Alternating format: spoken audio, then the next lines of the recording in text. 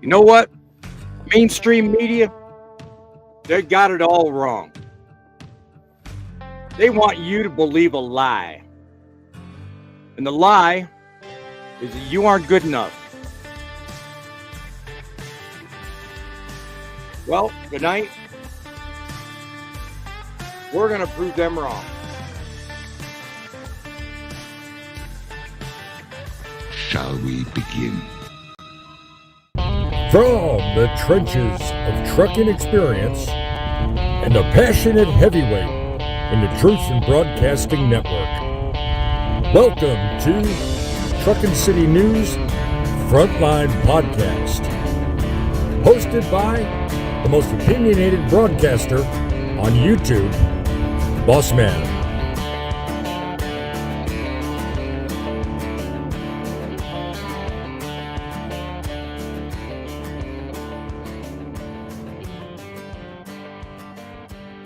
Howdy ho to one and all. I'm glad you could join us for another edition of Truckin Frontlines.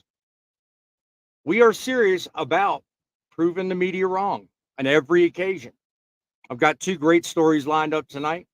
One about a myth we're all very exposed to. And that's this myth that there's a trucking shortage. And the other story is on one of the ways in which they believe they can solve this myth. It's all a smokescreen, my friends. It's all a smokescreen. So stick around, pull up a chair, grab your favorite drink, and sit next to someone you care. It's about to get meaty around here. I run all the time trying to inform you and let you guys know exactly what's going on in the trucking industry. I do it two ways. One, this show right here, Truckin Frontlines, where we pull select stories from the press in both video and articles and any printed media we can come up with, and we put out for you the issues within said media, whatever it is, and we, as educated individuals, debate those issues. The new show I've started running, usually during the day, as soon as I can crank up enough content to actually make a difference in the world, is Truckin City Journal. I actually examine in depth each of the stories and talk about, from a journalist perspective, the good, the bad, and the things you need to know that mainstream media will never tell you. Truckin City Journal is my effort to set you straight and give you the voice to make a positive difference in the trucking industry. That's what we do here. Here on Truckin Frontlines, you can make a difference by leaving comments in the chat. If you're feeling froggy and you want to become one of the panelists, I've left in that chat a link. It's pinned at the top. You can hit it. It allows you to come up on camera, sit here and talk face to face with me and other guests, and sound off about your opinions about not only the story, the industry, or anything that matters to you. You're also urged to call in and talk to us on our studio line. 860-785-3547, 860-785-3547. Call us, let us know what you think. Also, don't be afraid to give us heads up on stories you'd like to see on future broadcasts. We are all about making you able to produce better, able to become better, and able to be just a better trucker. So give us a few minutes, give us a link, give us a story, and give us a like. Let's get on to today's topics. But first, I want to take a walk through what I feel is a necessary story. It probably irritates everybody out there. I'm going to call it Room for Truckin' in 1 minute. Now, it's going to take me longer than a minute to go through this, but bear with me. I have a reason for the title. Ladies and gentlemen, picture yourself behind the wheel of your trusty car. Cruising down the highway, you feel the smooth ride of four wheels beneath you, each one part of a finely tuned machine that makes your journey possible. That's right, four wheels. But have you ever wondered why us massive trucks, the kings of the road, if you will, we need not 4, not 6, in some cases, a lot more. We use 18 of them. And if you're living in the land down under, you use a hell of a lot more than that. I digress. Well, let me tell you something. It's not for show. It's purpose. You know, these big rigs, these 18-wheelers, we are the lifeblood of the economy. It don't matter what country you're in. They haul everything from food on our tables to the clothes on our backs, the garbage, the gadgets, everything in between. Okay, and to move these things, it requires a big box with colossal weight. They need a few more feet on the ground. I mean, imagine this. Imagine trying to carry your friend down the road a considerable distance. Now, that by itself is hard enough. Now, imagine going a step further. Carry 100 friends on your back. You won't make one step. You see, these 18 wheels we have, they distribute the weight. They're purposeful. And they make us also a lot different of an experience than your four-wheeled friend. You know, I mean, you guys, you can nimble in and out of traffic. You can stop on a dime. You can start going. You can turn left. You can turn right. You do all kinds of things, and you dare never think about it. People like us, we have to have skill. We have to have time and patience. And above all else, we need distance. So now, let's talk about braking for just a second. One of the most common things I and you, as a fellow truck driver, probably see out there are these four-wheelers cutting in front of you and not giving you a moment's thought. Well, if you happen to be a four-wheeler and you're watching this broadcast, think for 1 second. Your four wheels are nothing but a speed bump in my way.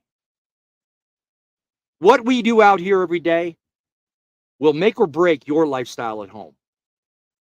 The men and women behind the wheels of this truck, all 18 of them, we need up to 3 football fields. Okay? At 70 miles an hour, it takes us over 600 feet to stop. That's nothing to sneeze at. We don't go around turns at Mach 9 like you do. So next time you see an 18-wheeler going down the road, take a moment and think about exactly what moves you're making. And realize we need 3 things from you. We need time. That time is simple. Stop giving yourself that rush to get around and realize that we're taking the time to move slowly and deliberately to save lives every day out here. The second thing we need is space. We need the space to get the job done and the difference to see it through. The difference between 15 feet and 75 feet. It's more than you think, but people forget it, and they do all the time. And the last thing is respect. We aren't just your local high school dropouts. We aren't the resident losers club here. We are driving complex machines, and we are skilled at what we do. But you forget for one moment where you're at when you're in front of us, beside us, in our blind spots. It's all over, but it's all over, baby. Okay? We move America one load at a time, one road at a time. And the time, and the space, and the respect, well, that's in your court. And now you know the rest of BossMan's opinion on that. Let's get some roundabout. And yes, I said that clearly. Roundabout from some of our guests that's currently in the audience, and then we'll visit the comments and see who's with us today. Somebody who probably knows full well about the error in your ways when you get in front of him. He probably gets very grumpy and very ornery. Grumpy old trucker. How you doing there, my friend? I'm doing just fine there, boss man. I'm listening in on what you're talking about. And yes, sir, I get very grumpy whenever I have four-wheelers that decide to brake check me and jump out in front of me and turn in front of me and all that. They do it all the time, and I figured an opening segment reminding everyone and hell, even some 18-wheel drivers, some of you guys out there, you guys need to get reminded too, because some of you guys, I swear, you drive like you're in your car. So I mean, it's a colossal, I think, message that I think needs to be heard, and every once in a while reminded people, whether you drive 4 wheels, 10 wheels, box trucks, hot shots, whatever, slow it down, give us time, man. I mean, it'll make a difference in a life. It really will. Another driver who's probably wishing he had 18 wheels moving. Yours truly, the funny man, resident funny man himself, driving with John. How you doing tonight, my friend? Well, I hate when people cut me off. I'm going to be a grumpy trucker tonight. No, I'm just joking.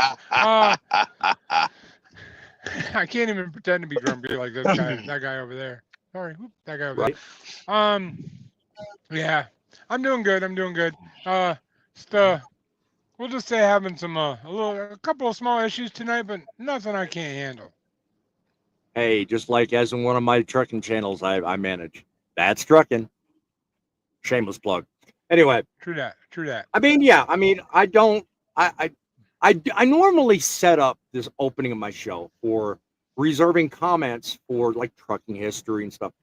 Tonight I figured, no, I'm going to bless America with an actual reminder of something that may make a positive difference. So quite honestly, I'm glad I did that. So we have quite a few guests, quite a few familiar faces. We have Girl in a Semi. She's with us tonight. How are you doing? Glad you're with us. Kyle Lewis is with us. He's talking again from the Blue Beacon. God bless you. You keep him clean, and we'll keep him mean. Hey, Kyle. See you soon, hopefully. Yeah, we're definitely gonna head your way as soon as we're in the area. I see. I'm the one that works at the Blue Beacon in Bordentown. God bless you. I got to make sure I get that way. Which truck stop is that by in Bordentown? Is that the one by Love's, or is it over by like? I can answer for you, Kyle. As soon as you turn off of exit 7, and you come off exit 7 right onto 130, you're gonna make that first right at that first traffic light. You've got a Love's to your left. You've got the Petro to your right. The Blue Beacon is right there next to the Petro. Kyle, correct me if I'm wrong, but I think I'm right on the money on that one.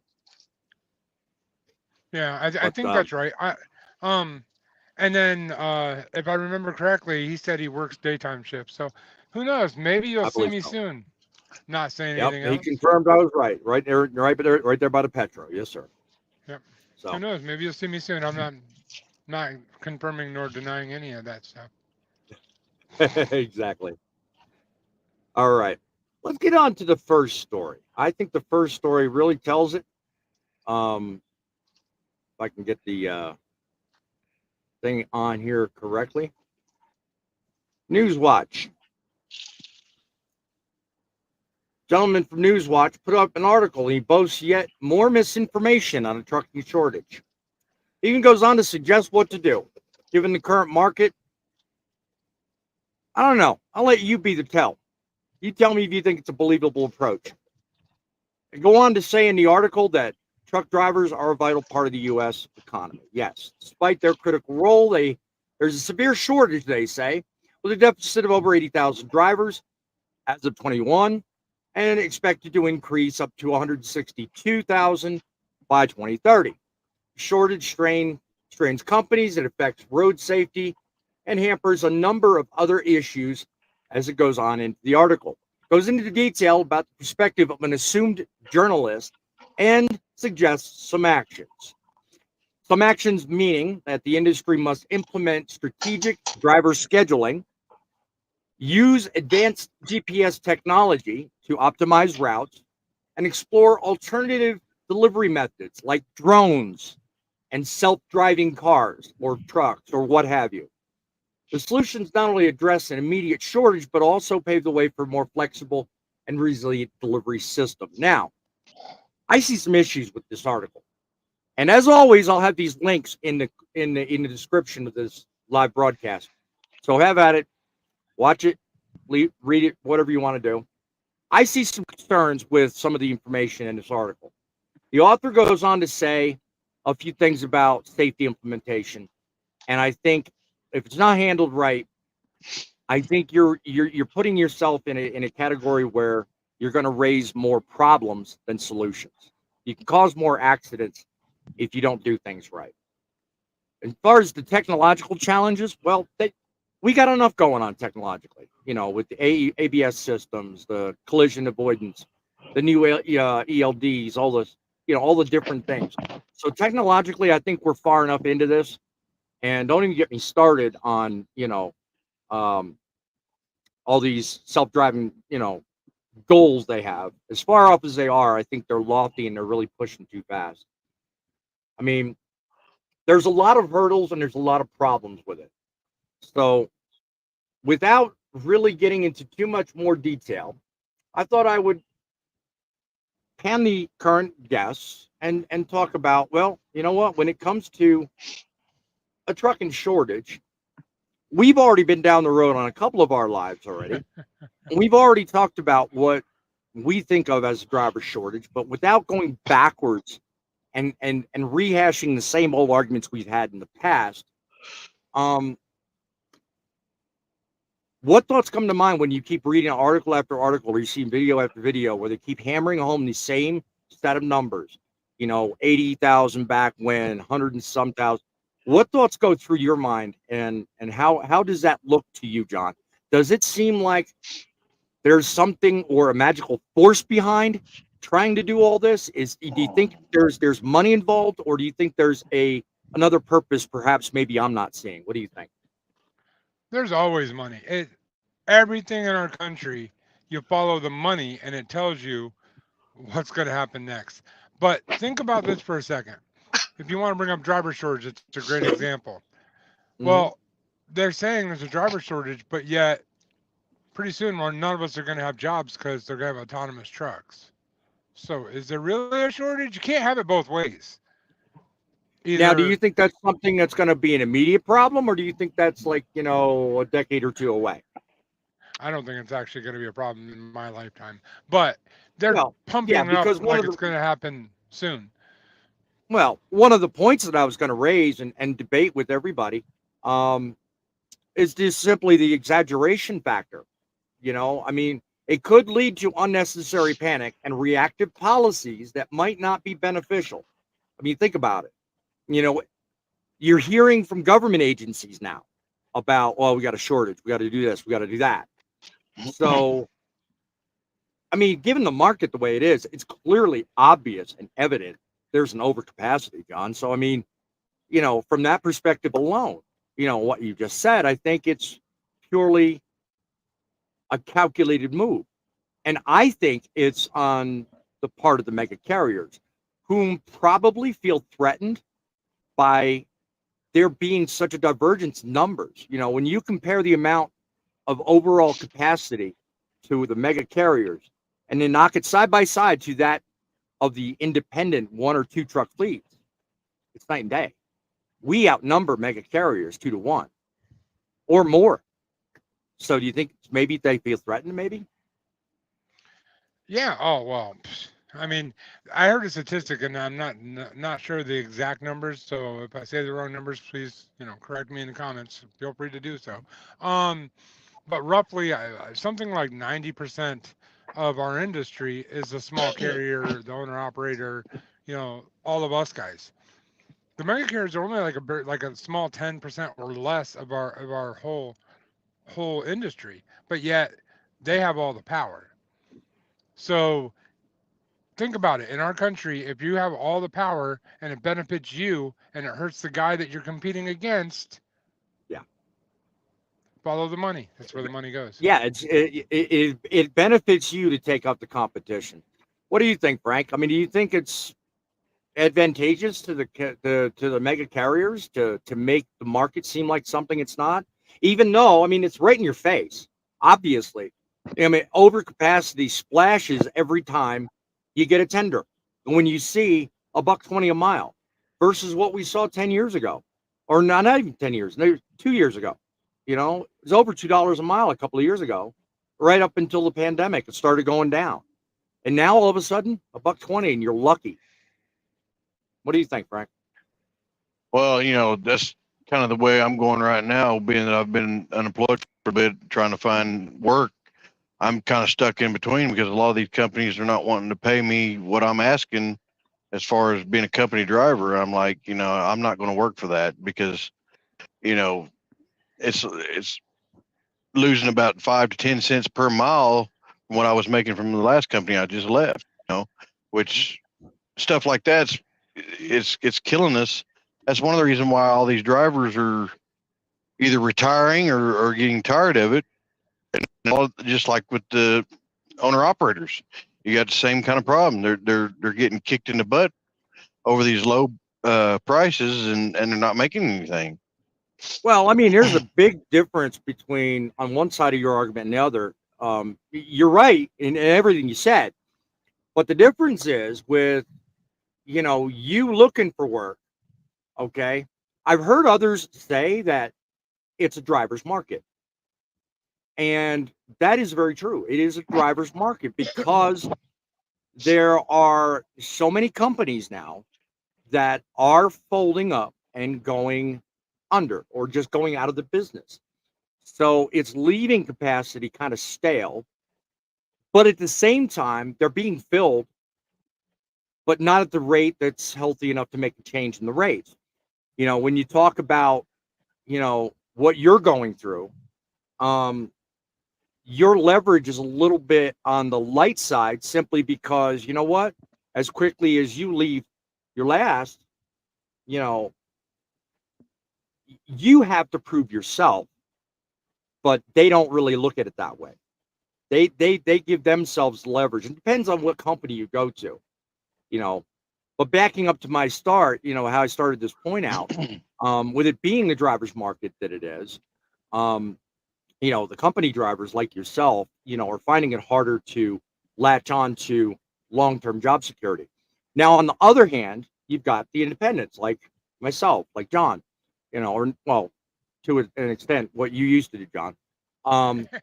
Independents are finding it hard just to sustain and keep up, keep up. You know, God forbid Fate was here, he'd talk a different story because I know he talks all the time about having the right sources and figuring out the right ways to get high dollar loads, which can be done in this market, but your volume suffers, so, it leads right into my next point, which is morale. I mean, the morale of the industry overall. John, what do you think is happening to the morale with everything being what it is? Them constantly pumping out shortage. What do you think is happening overall?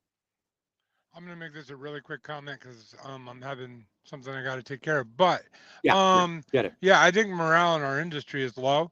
But I also think it's part of our responsibility that on social media that we deliver a negative all the time.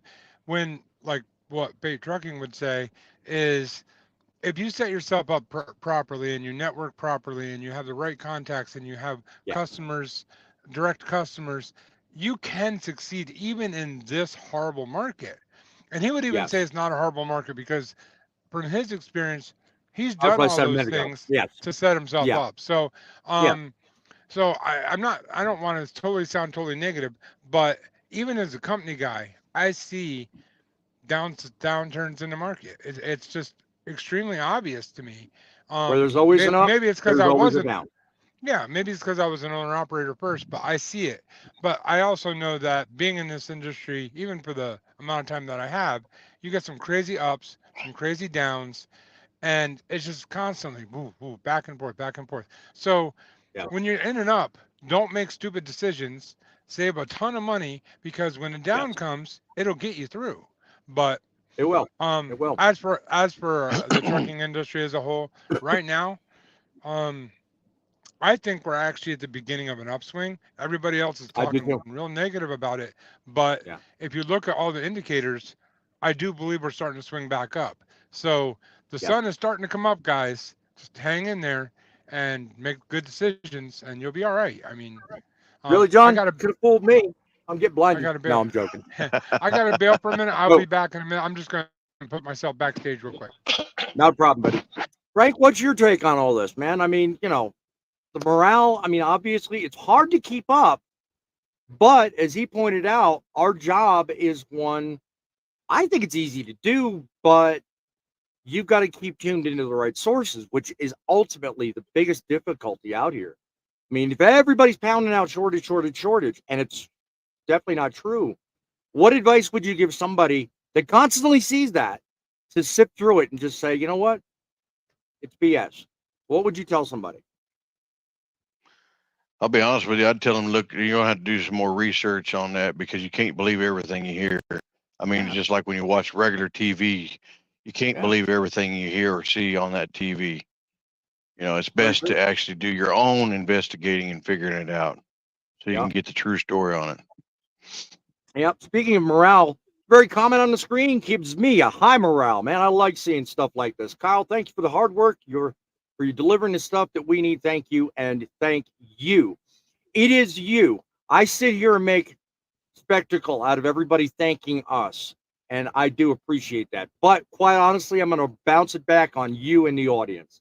It is you that without your sponsoring every little thing, buying every little thing, looking for things, ordering stuff, buying stuff, we wouldn't have it. We wouldn't have an industry. Especially you, Kyle, because you help keep our trailers clean, trucks clean, everything clean. So you keep up the hard work, brother. And to those in the audience, you keep looking at everything you do and look strictly at higher morale, truth-based news media, and make sure that when you buy things, that's when you think of and thank a trucker. So that's my take on that. Um, Can I weigh if in we for a rely second? too much, what's that, man? Sorry, can I weigh in for a second? I'm all about Go thanking ahead. truckers, but recently I've been noticing that, I mean, truckers, we all need to be thanked, but I also thank the guy working at the Blue Beacon. I thank all the people that work in the shippers and receivers, the guards, the people loading, unloading. Though they're not always nice to us, they got a job to do too, and without them, we can't do ours. So, guys, if you're trucking or trucking adjacent, I call it, dude, I really appreciate all that everybody does out there. Just thank Yes. you. Just keep up the good work. That's how we keep this country Yeah. Well, moving. I'll say something to that too. You know, it's a Yes. chain reaction. Every job that everyone does, no matter what field it is, always going to require one or the other. So we all technically need to work together some way, somehow. Get along, understand each other, understand what our job titles are, what we do. Stop hating on each other, basically. You know, Yep. I mean, and stop thinking, like you said a while ago, stop thinking there's not enough of us. There's plenty of us. We just, got to reach out for them, you know? Yeah. I mean, I personally think it's just a matter of, well, as one of the points the article did make was talking about routing and scheduling. And to that, I've got one thing. I mean, there are companies and there are people that expect miracles to happen. Case in point is a load I was in last week. They wanted a load delivered 1,700 miles in 2 days.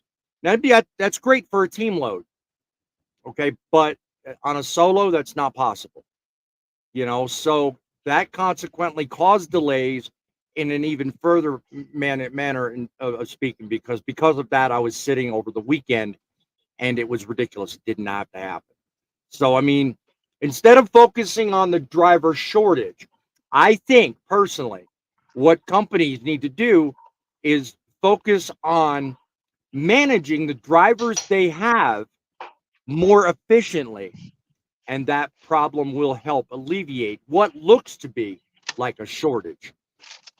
Comment in chat if you disagree with that, or if you have a different take. I want to hear it. I want to know. Or you can call our studio line, 860-785-3547. We are certainly open for opinions, the purpose behind our being here. In the meantime, while we're hearing from comments and people in the audience, I would like to move on to story number 2. Story number 2 is one that I think kind of goes on the back of what we just got done talking about. Now, because of this driver shortage, government agencies and schools alike are pushing this shortage as a reason to bend and change rules that exist. Okay. An article that was released by CGI Digital talks about, quote, the catch-22 of having young truck drivers. Okay. Now, it talks a lot about the shortage and the need for ongoing efforts to license young drivers, especially those 18 to 21. It talks about the recent revisions in the FMCSA's Safe Driver Apprenticeship Program.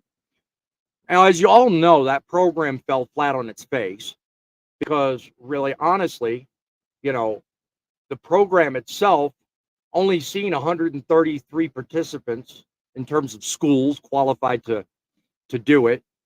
A very low turnout, and it was basically shelved. But despite all that, okay, supporters argued the revisions that were put in to get that going would help address the shortage by opening up opportunities. Okay, great. They cite incentives and initiatives like the next generation in trucking, training high schoolers as early on as 17 and getting them into a vocational program. On the other hand, there are opponents that say safety concerns should rise above all else and should prevent that from going on. Now, it's still up for debate. There are still people that haven't really crossed the T's, dotted the I's, and all that. Critics worry about 18 to 21-year-olds driving over state lines. And I had some guests in earlier shows that say it's just an imaginary line. All that being what it is, public opinion and media coverage, they look at it from one perspective. And honestly, I think us in the seat, we see it from an even better perspective. The narrative is driven by more people talking about facts that are not grounded in statistics. Okay? So let's look at this one article and the whole issue from two sides. Look at it from the pro side and the con side. I've got a number of questions, so I want to bounce it off you in the audience, as well as our panelists with us today. And let's look at it from all sides. So let's talk about it from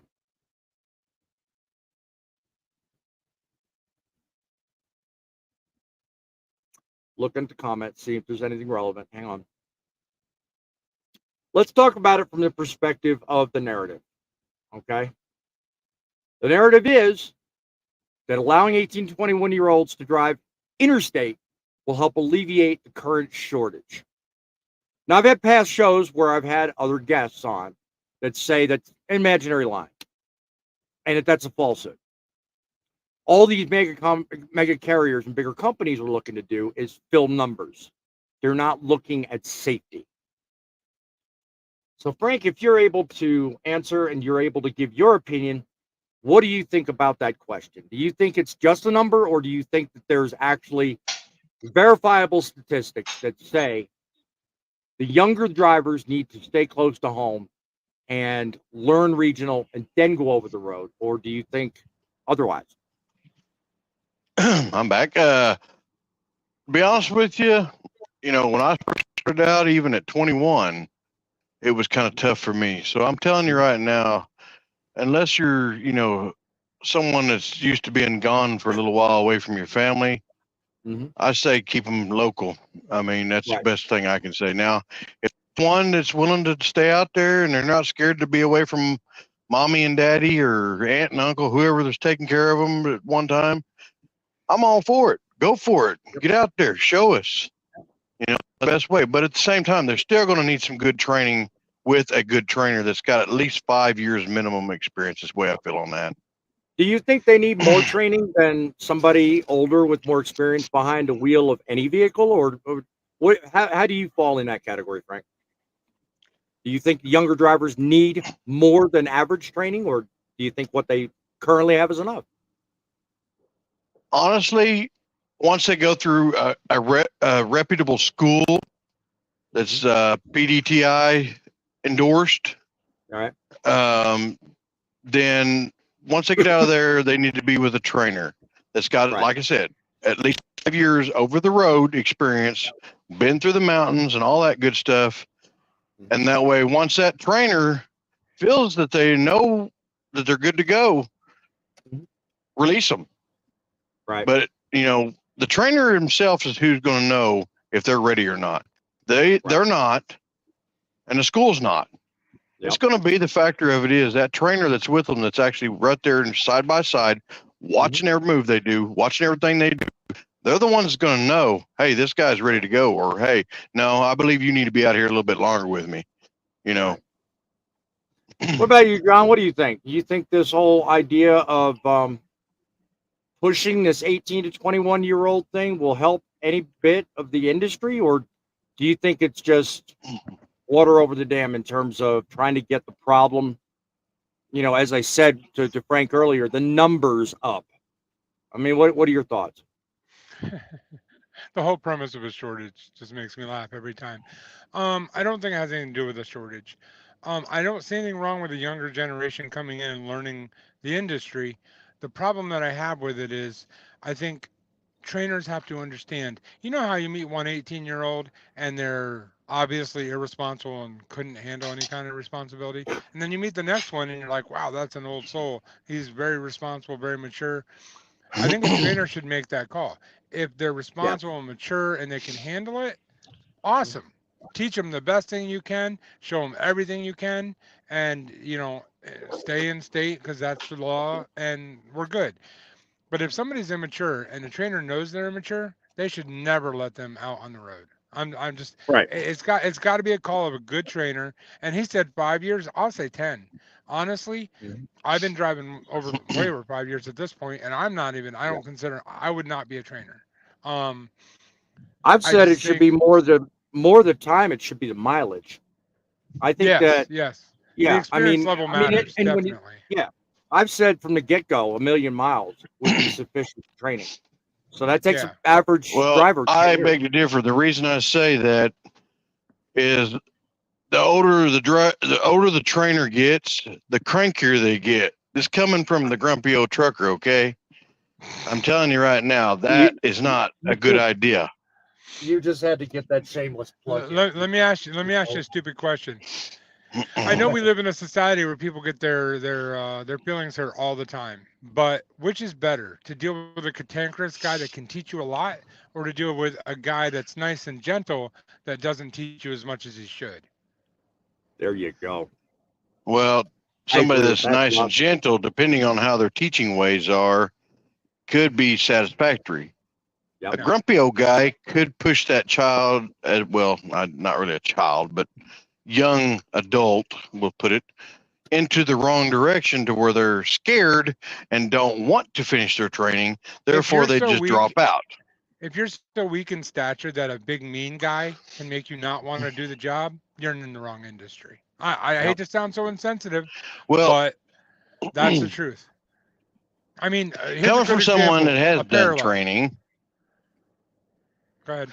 coming from somebody that has done training, I successfully was able to train at least one trainee before the pandemic took place real in hold. And the gentleman is just a few years older than me. Well, he had some experience under his belt, okay? But Right. the deal of it is, he still was not cut out for it right away. He needed definitely more training. And if it hadn't been for me knowing what I knew and as watchful as I am, because that's a positive too, is the trainer needs to be very watchful eyed.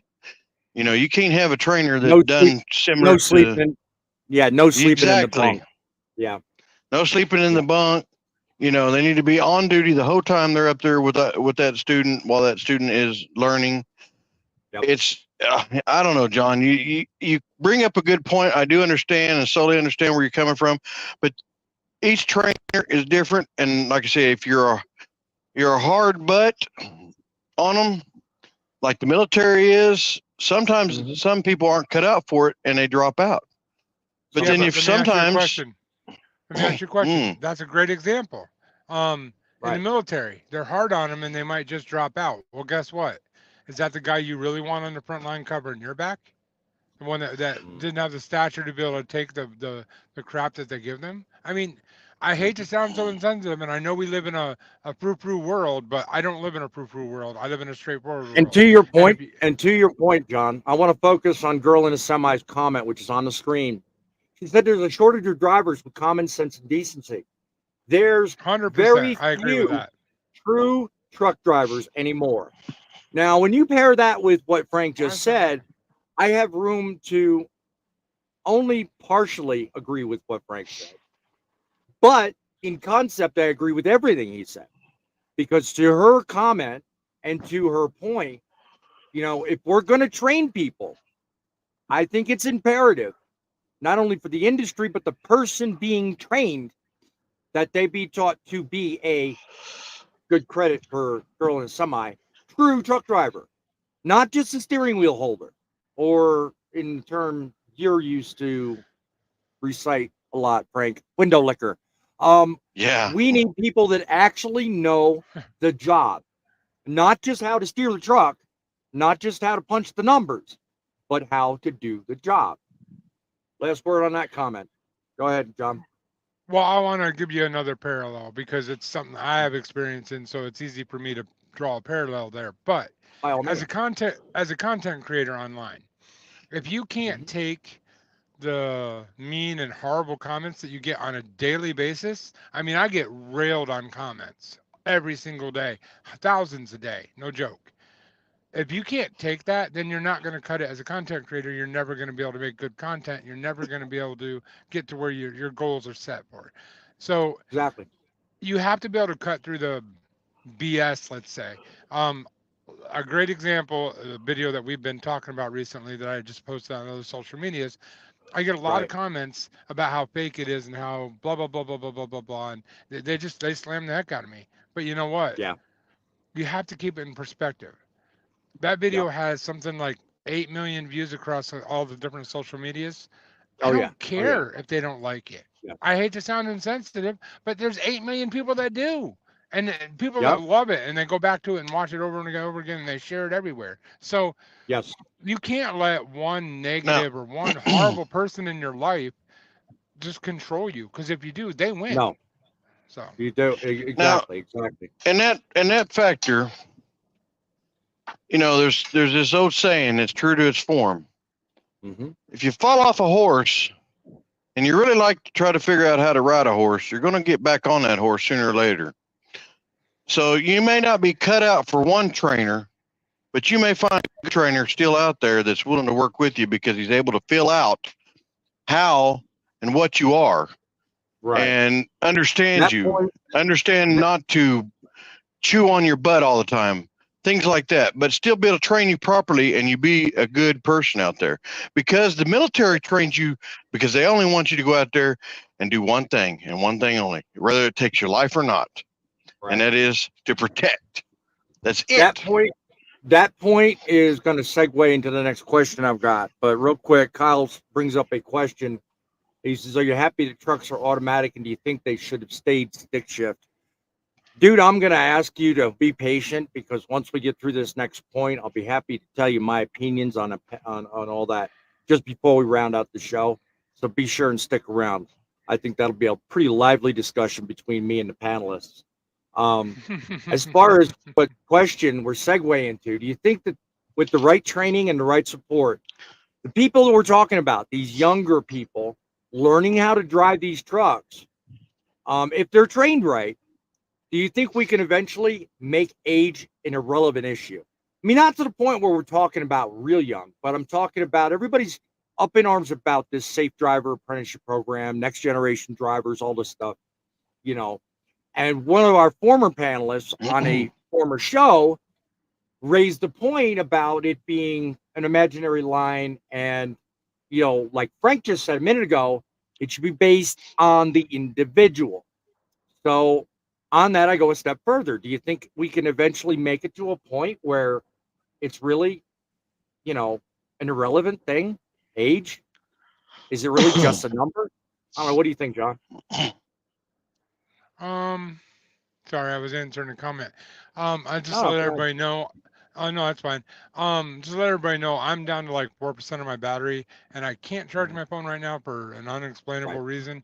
But Right. if I happen to bail out, I do apologize. Now what was Right. your question? I'm sorry. I mean, if we keep making modifications to training and focus on just getting people where they need to be and getting the job done right, do you think we can ever get to a time where we can make age an irrelevant factor? I mean, as Frank said earlier, if you train No, them right, it shouldn't no, be an issue. no, it is. Um, like Yeah. I said before, um, especially with the current world that we live in, Mhm. maturity level matters. So Yes. age is going to matter, and Yeah. natural progression of age is you mature. So the younger Right. you are, the less mature you're going to be. Not to say that there aren't 18-year-olds that are more mature than me. I guarantee there are, because I'm Oh immature as yeah. heck. But Yeah.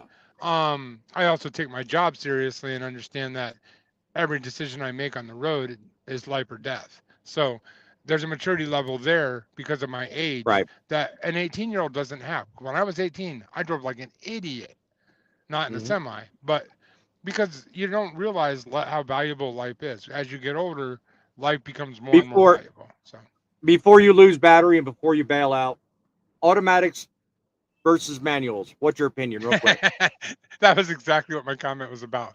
Um, I personally, I have my CDL that I learned on manual, but since I've been driving, I've pretty much been all driving automatics. As an older dude with horrible knees and um, stuff like that, I prefer an automatic. I get There you why go, people like Kyle. the gear grinding, black smoke blowing. I get all of that, and honestly, that's cool as heck. But Yep. as for making money, the automatic, Yep. it just better fuel efficiency, better better everything, honestly. Yep. And I Yep. don't mean anything derogatory towards the old school ones because, dude, Yep. if I had the money and money didn't matter, I would be driving the long nose, chromed out, like 18 speed. awesome Me looking, manual. coolest Yeah. looking thing out Yeah. there. I'm Exactly. just saying. Yep. But Yep. money does matter, and since money It matters, does. auto matters. Yep. So. It does. Kyle, that's one down, two to go. What about you, Frank? What do you think? Manual, automatic? Yay or nay?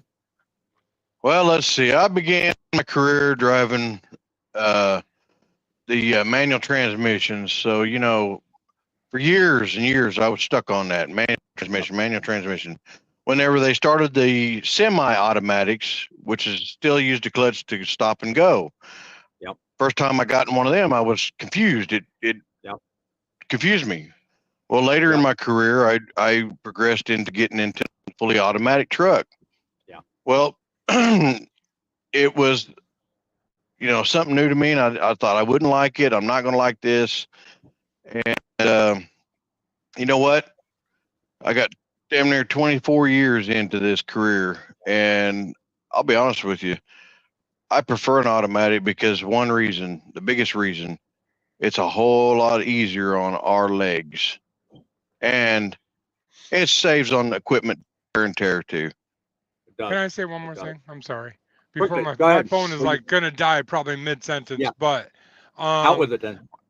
I do want to say one last thing, kind of going backwards a little bit, but as much as I said, a bunch of frou-frous that need to understand that I'm not giving permission for people to act like jerks, okay? If you're a trainer, it's no different than when you walk into a store with good customer service, okay?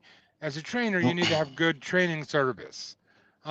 You not that I'm not giving you permission to be a jerk, okay? Yes. Courtesy does matter. Um, but sometimes out on the road, things are going to get heated, some things are going to get stressful. You need to be able to handle that. That's why I said that. You can't be Yes. you have to have some metal behind you. You can't be all Yes. soft and mushy. You know what I mean? And Yep. I mean, this is going to be Um, quickly on that is the factor that, it's also on how they've been raised to by the parenting on whether they're more responsible, more mature, yep. because there's some parenting that's not very well anymore and it's getting worse. Thank you, girl. In some eyes, she said there's too much hate in general. Frank, we are a country terribly divided. John, if we lose you through the close of this show, I'll be up on this link waiting on you, so you know how to find me. I'm about two Um, seconds from dying, so yeah, I don't that's doubt why I that. was doing this. I'm gonna complete everything by saying one thing in terms of my opinions on automatics and manuals. I prefer a manual over everything. So you got 2 out of 3 on this that, is one way, one other. I mean, I learned on a manual. I'm thankful. And once they say, once you learn how to do a manual, you can drive anything. And that much is true. Automatics are great. And they're pretty much all that you see out there on the market today. You can't even order a truck and get it today with manual unless you special order and pay a lot of money for it. So as John said earlier, money's always an object. So it's automatic, it's economic, it's great for fuel savings, all that kind of stuff. Bouncing back to the story, let me ask you, Frank. In terms of the program, I don't know how much you know about that safe apprenticeship program and the low turnout, but do you think that basically is a death knell that more people should listen to? I mean, 113 applicants, only 32 of them or 33 of them, I think, actually went through, and that was over an entire year. I mean, clearly there was some issues, and one of the more notable ones was the inward-facing cameras. People were like, they thought that was interference, it was safety, it was privacy, it was a whole 9 yards. It caused a large ruckus, and now they're considering redoing it without the cameras. Like, we need more dangerous situations on the road. I mean, come on, give me a break. But forgetting all that for just a second, the fact that not a lot of people participated in that, shouldn't that be like an open sign, red flag? Hey, maybe they're just too young. What do you think? Well, I kind of see where you're coming from on that. Yeah, it's a factor of a lot of immaturity. A lot of them get up in there and they say, "Oh yeah, I'm gonna get to drive this big thing." Oh yeah, and then they get finding out all the issues that comes with it, learning and how to back it and how to maneuver it properly. And they're like, "I just can't do this. I can't do this." Well, then you're not cut out for it. Stay out of this industry because it's going to get a lot worse before it gets a lot better as far as learning curves and stuff. Do you think the public's perception could ever be changed? I mean, think about it. You're in a four-wheel, you're driving down the road, just like I opened the show. You're next to a truck driver, and unless you actually look up in the cab or actually meet him face to face, you're thinking, "Oh, this guy with experience. He knows what he's doing." Maybe not so much if we got all this going on, right? I mean, Good point. I mean, it really plays tricks with government or general public perception. It So, does. you think anybody's thought about that? I mean, what do you think? Because for years it's been a professional and it's still a profession. You have to go through special training schooling and all that, but Mhm. the profession needs to know that you're going to stick with it and you're going to understand it and it's going to stick in your brain up I mean, here. moreover, the public needs to have the confidence to know that when someone approaches you at a traffic light, they know how to brake, they know how to turn, they know the rules, they Mhm. know the laws. They go down a Right. hill, 80,000 back. They know how to operate that Jake brake, downshift properly, Yep. not kill 4 people at the bottom of the hill and get sentenced to 110 years. Pick, pick, pick, pick. Anyway, um, you know, confidence is largely driven by public perception of not the good, but the bad. You can have 10 good things happen and very little said about it. But all you need is one bad thing, and it's all the rage. Yeah. Ain't that right, Frank? That's right. All it One takes is bad one bad one apple. bad turn is all it takes. Exactly. Um, read through some of the questions here. I'm going to take a final glance through the comments here in just 1 second. If you could, while you're sitting here waiting on me to look at my next question, go ahead and like this broadcast. If you're joining me on YouTube on my channel, go ahead and hit the subscribe button. Love to have you do the usual Saturday show, usually at 8 o'clock at night, or Saturdays at 11 o'clock in the morning, Wednesdays 8 o'clock at night. I'm all turned around trying to multitask here. Certainly go ahead and subscribe to Frank's YouTube, Grumpy Old Truckers. Um, And by all means, driving with John, certainly become a subscriber to him. I don't know. Last question, Frank. Do you think they really need to rethink this entire idea of training? Obviously the safe driver thing didn't work. It's not turning out the way they wanted. The government's throwing a bunch of money at the problem, and there's really not a whole lot being done as a result. Well, I don't know. What do you think? It's probably not fully all the way out there on that. Like you're saying, the government has got a big hand in it, and I think the government is feeding into these larger companies saying, "Here's a good tax write-off. You hire this youngin." Because it's similar to how I got started whenever I began my career at 21. They had a government program here in Oklahoma that if you were an Oklahoma resident, it was, you went to school, the state paid for it because they got reimbursed by the place you were going to go to work at. So I think that's what's going on, is they're throwing more money into it. I think that's what's going to work. But like I say, if you've got these youngins out there and they've got this right mind of not actually wanting to put forth and do it, they're not going to make it. They will not succeed, and they won't succeed in anything they do if they don't have a fourth of putting forth their effort into it. Yeah, they've got to have the right mind of wanting to do it and actually wanting to be in that field and learning it in order to succeed. And that doesn't matter if it's trucking, nursing, being a doctor, anything. It doesn't matter. A welder, and so on. Right. That's true. That's true. Well, I will tell you something. When it comes to training anyone,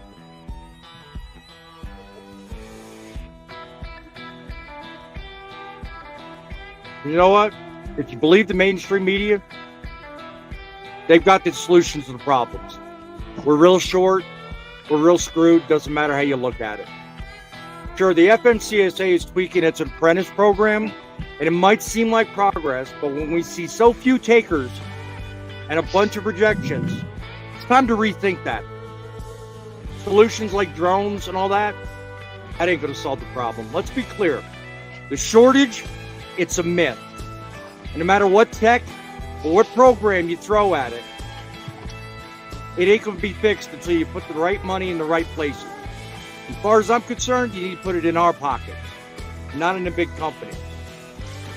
Because as long as there is a trucking industry, it's trucks that make deliveries, but it's drivers like you and me. We're the ones that get the job done. So until next time, guys, remember, Saturdays at 11, Wednesdays at 8. Keep it real. Keep the faith.